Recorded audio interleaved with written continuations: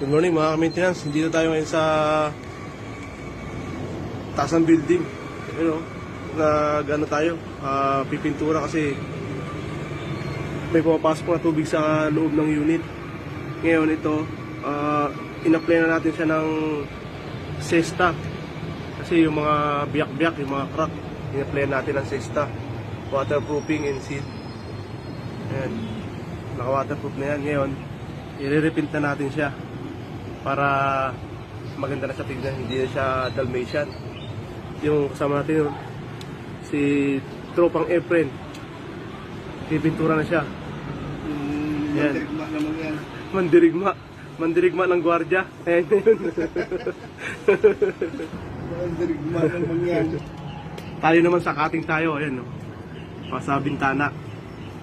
Ayan, nakating na natin yan.